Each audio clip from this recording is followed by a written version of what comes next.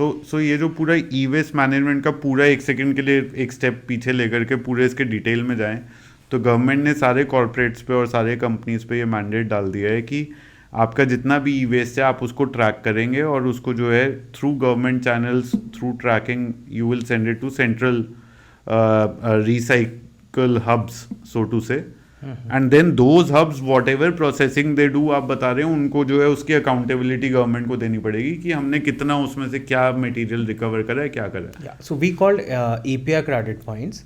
So every producer has EPR, extended producer responsibility, where they have the EPR authorization based on the sales figure of their items. Okay, and every item has the end of life defined by Government of India. For example, अगर हम mobile की बात करते हैं तो उसका 5 years है, ठीक है.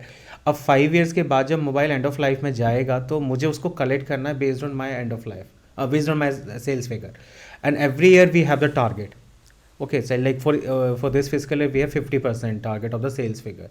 तो जो मैंने as per and of life बेचा होगा मुझे उसका 50% इस ईयर कलेक्ट करना है for the recycling, and after the recycling of that 50% based on the conversion factor I have to give the metals data to the CPCB.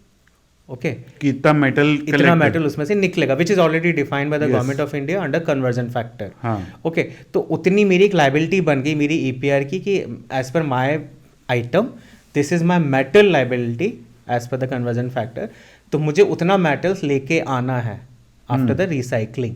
For example अगर मैं recycling करता हूँ मेरा मेटल्स में फेरस एंड नॉन फेरस निकलेगा. अगर AC की बात करते हैं तो AC के अंदर आयरन है, कॉपर है, एल्यूमिनियम है. तो मुझे उतना वाइफिकेशन गवर्नमेंट को दिखाना पड़ेगा first of all as a recycler, and as a producer मुझे उतने ही क्रेडिट पॉइंट्स परचेज करने होंगे from the authorise recycler as per my EPR target. Okay, so एक मशीन को मैंने वाइफिकेट करा है सिर्फ मेटल्स में. अभी मुझे वो नहीं चाहिए कि मैंने कितने पीसीज में कलेक्ट करा या मैंने कितने नंबर्स में कलेक्ट करा. After the collection recycling is must, and after the recycling you have to at least recover the material based on the conversion factor which is ferrous, non-ferrous और gold. तो ताकि government को भी accountability डाल पाए government की ये असली में रिसाइकल हुआ है. Yes, so we are connecting this all loop under the circular economy. Why this e-waste management is required in India or as in a globe. So whatever you are consuming, एक अर्थ का एक rare element आप use कर रहे हो, आने वाले time पे वो एंड होने वाला है. तो मुझे उसका कुछ ना कुछ एक ऑल्टरनेटिव चाहिए या मुझे उसका एक सस्टेनेबल प्रैक्टिस चाहिए.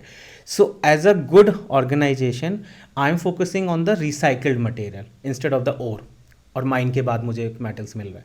सो मैं जब कलेक्ट करूँगा, कलेक्ट कर रिसाइकलिंग करने के बाद जो भी मेरी रिकवरी हो रही है I can use that material for my next manufacturing as a my raw material. So it's a sustainable process and I am sustaining my all the raw material consumption, और मैं एक एलिमेंट को बचा रहा हूँ.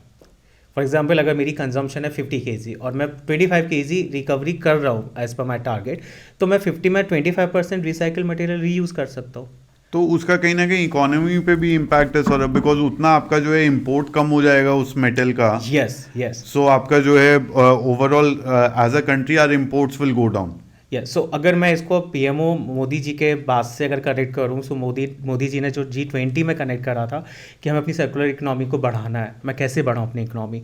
तो मेरी जितनी भी डिपेंडेंसीज अगर अभी बाहर है, मैं उन सारी डिपेंडेंसीज को अगर मैं वेस्ट से रिकवरी करके उस मटेरियल को रीयूज़ करता हूँ तो मेरी इकोनॉमी और ज़्यादा बढ़ जाएगी. Okay, so that is his target कि जो भी मेरी इकोनॉमी है मैं सेल्फ सस्टेन करूं इंडिया के अंदर ही, और इंडिया में ही वो सारी मेरे पास प्रोडक्शंस की रॉ मटेरियल अवेलेबल होने चाहिए.